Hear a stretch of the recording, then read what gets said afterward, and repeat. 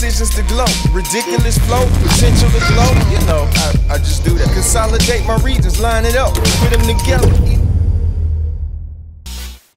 Black Blue Wax pour les rendez-vous du vaudou. Wow! Aujourd'hui, on part d'Afrique, on arrive à Montréal avec un homme suave, l'homme de la situation, un coach, un homme de fitness, un entrepreneur avec une voix suave. Coach Chris Robbins. Chris, comment ça va? Ça va très bien, mon gars. Ça va très, très bien. Je suis vraiment privilégié que tu sois sur mon set aujourd'hui. Merci, bonsoir. On a passé quelques moments ensemble avec Donnie. On représente Donnie. Donnie, what's up? Opinion Double, il y a quelques semaines. Puis ce que j'ai vraiment aimé, c'était ton vibe, ton authenticité. Fait que j'ai dit, you know what? Je veux le rencontrer sur le couch du voodoo. Fait qu'aujourd'hui, on va passer un petit moment. On va parler de real shiz. Real shiz. Are you ready? J'aimerais que les gens connaissent un peu plus Chris. Pas Chris Audet, mais Chris, le coach Chris, coach fitness, entrepreneur. Qui est Chris? Je pense que les gens disent de moi que je suis quelqu'un qui est vraiment... qui aime plus en savoir sur les autres que parler de lui-même. Je suis là pour les autres, tu sais. De mon parcours personnel à moi, j'aurais aimé que quelqu'un soit là pour le mien, je pense. Fait que comme ça me fait tellement sentir bien juste de pouvoir être là pour les autres. Fait que j'aime vraiment pousser les gens à leurs limites. Souvent, je parle aux gens, puis j'aime les challenger à toujours faire quelque chose de mieux, tout le temps, tout le temps, tout le temps. Mais sinon, à la base, tu me connais, posé, relax. L'amour de la musique. T'as un talent inouï. Merci. C'est venu de où, ce talent-là? Ça a commencé comment? Mon Dieu, je devais avoir 4 ans dans ce temps-là, puis j'écoutais beaucoup de musique, comme je pense la majorité des gens. Mon idole, c'était Michael Jackson. Fait que je me déguisais, je mettais des petits gants, je tournais sur moi-même. J'ai toujours écouté la musique beaucoup, beaucoup, beaucoup. Je passais beaucoup de temps seul quand j'étais jeune. Puis fait que j'écoute la musique, je la lis, je la chante. Puis je me suis comme appris l'anglais avec la musique. Avant de rentrer au primaire, j'étais en fait parfaitement bilingue à travers ça. À travers la musique? À travers la musique. Tu as dit quelque chose qui a pris mon attention. Tu dis, quand j'étais souvent seul lorsque j'étais jeune. Est-ce que la musique était un échappatoire pour toi? Tout le temps, ouais. Ouais, c'est devenu thérapeutique aussi. À 15 ans, c'est comme... J'ai pas eu un parcours familial typique, je te dirais. Ma mère, mon père, ma mère s'est séparée à 2 ans, fait que j'ai comme pas vraiment connu l'harmonie familiale. Ma mère a eu d'autres conjoints, mais ça a toujours été... il y a toujours eu des problèmes, fait que moi, je m'isolais souvent, j'écoutais de la musique. Puis à travers mon adolescence, ma mère travaillait beaucoup, puis là, j'étais seul, puis je m'occupais un peu des autres. C'est pour ça que c'est devenu un peu comme mon parcours par la suite, tu sais. Puis à travers la musique, j'ai commencé à écrire à 15 ans. Mais je faisais plus du rap back then, you know. À 19 ans, je suis arrivé à Montréal, je suis rentré dans mon premier studio professionnel. Puis à travers une chanson, le producteur a dit « Hey, pourquoi tu n'essaierais pas de faire ce vibe-là un peu dans ce punchline-là? » J'étais comme « Nah, moi je chante pas, je suis trop... I'm too real for this. » Il était comme « Non, trust me, essaye. » Donc je l'ai fait, puis il a fait « OK, ouais, t'es capable de chanter, tu sais. » Là, j'étais comme « Ouais. » Fait que là, on a continué un peu de vibe comme ça. Next thing you know, je vais me prendre des cours de chant, puis un prof, 2 profs, 3 profs. Puis on continue à écrire, puis... Est-ce que ça a été ton moment voodoo? Tu sais, le moment où tu as réalisé que, hey, je suis passionné par la musique, puis hey, je suis capable de faire quelque chose de plus, que ça viendrait ma réalité du quotidien. Est-ce que ça a été ton moment voodoo? À 19, ouais, pas mal ce moment-là. Mais ça n'a jamais été vers où je voulais. J'ai toujours été déçu des gens autour de moi qui voulaient me prendre sous l'oreille, puis toujours des fausses promesses. Puis à un moment donné, c'est tellement ma passion que c'est comme si ça me brise le cœur de tout le temps me faire décevoir à gauche, à droite par des fausses promesses. Puis à un moment donné, j'ai comme arrêté d'y croire, tu sais. Fait que aujourd'hui, je suis inspiré à nouveau. Si on vient de le côté fitness, j'ai vu quelques photos de toi, coach. Back in the days. On pourrait jouer aux échecs sur ton chest, là. Non, plus maintenant, clairement. Mais t'es là, mais qu'est-ce qui était ta motivation de passer vers l'entraînement et par la suite de devenir un coach de fitness? J'ai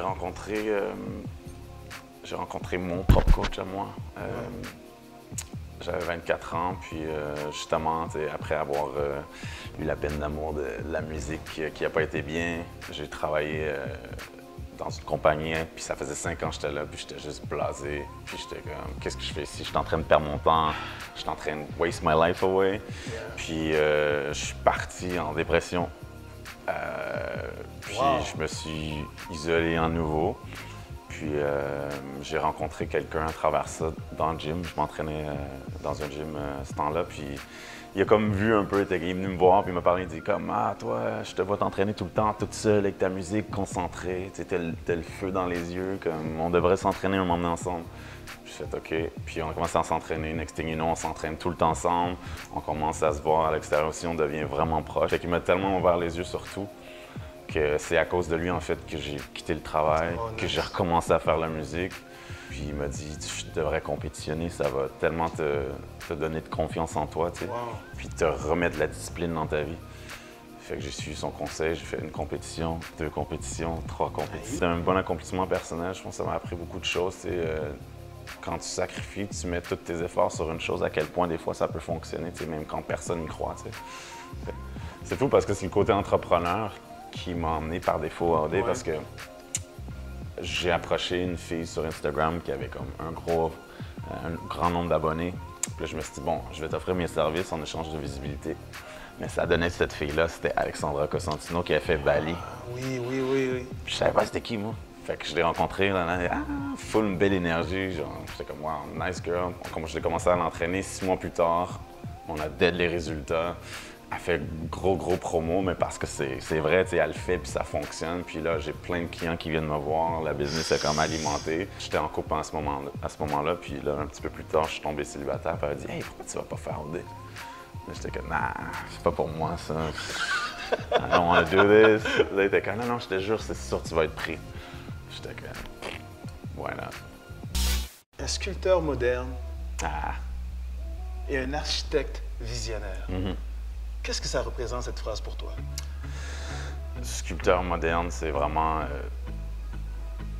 faire avec ce qu'on a dans la vie de tous les jours, avec le quotidien. Tu ne peux pas changer nécessairement ta réalité à un point que tu n'es pas en contrôle de.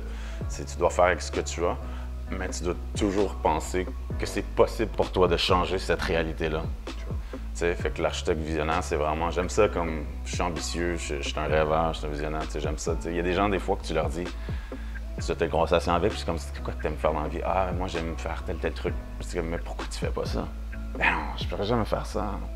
Regarde, moi, je viens de tel truc, tel background, j'ai ça, j'ai juste ça, j'ai pas d'argent, j'ai pas ci, j'ai pas le temps. Moi, je crois pas à ces discours-là. Tu comprends? Moi, je brise ça. C'est ça que je brise. L'architecte de visionnaire, c'est ça. Je dis, ben, what if you would do that? Puis tranquillement, tu déplaces un peu ta réalité pour t'envoyer vers ce que tu veux. T'sais. Moi, je crois en ça parce que je l'ai fait. Puis ça m'est arrivé, il y a un moment dans ma vie où je croyais plus en rien. Puis jamais j'aurais pu croire me rendre où ce que je suis aujourd'hui si tu avais vu dans quel état j'étais. Fait que je veux dire, si moi je suis pas spécial, là, je suis pas un super-héros, je suis juste un autre être humain comme n'importe qui. Je suis capable de le faire, n'importe qui est capable de le faire. Puis je suis pas comme si je suis le meilleur exemple. Il y a des gens qui ont réussi 1000 fois mieux que moi, comme. Mais il faut juste y croire. Puis c'est là que ça vient. La musique.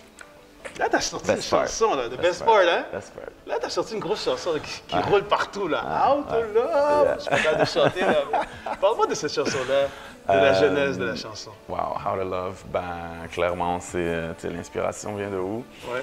Mais How to Love, en fait, c'était avant de partir en Afrique. J'étais en studio avec Donnie King. Puis avec Drama aussi. Puis on a fait un team de production.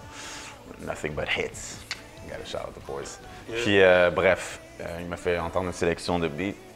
Puis j'ai vraiment accroché sur celle-là. Je m'en vais en Afrique. Mais j'ai toujours ça dans la tête. T'sais. Fait que là, quand je suis allé là-bas, ben, on a tous vu mon parcours, puis qu'est-ce qui est arrivé. Puis à travers ça, ça m'a tellement inspiré que juste avant de quitter, j'ai décidé d'écrire la parole. Quand je suis revenu, après 1 ou 2 semaines, je crois. Puis le 3 novembre, je pense qu'il est sorti. Puis moi, je suis revenu le 21 octobre. Fait que ça a été comme 10 jours. On a eu 10 jours vraiment enregistrés, finir le mix, passer du producteur à l'ingénieur 2, 3 fois, 2, 3, 4 fois. On arrange ça, on arrange ci. On sort la chanson. Puis ça a été tellement bien reçu que... C'est un hit, là! C'est blessing. Wow! Je sais pas si c'est un hit, mais comme je suis tellement chanceux, je sais qu'il y a des artistes ici... local qui travaille super fort, puis pour avoir un buzz, puis moi je suis juste là, puis j'ai ça, mais je tiens à aller chercher ma crédibilité aussi en tant qu'artiste. j'ai mon grind à faire comme tout le monde, puis je vais pas avoir de passe droit. On retourne. Je vais faire les étapes, je vais retourner, je travaille sur mon album, puis je veux le mériter. T'sais. Fait que je suis content, mais je veux pas m'enfler la tête avec ça. Là.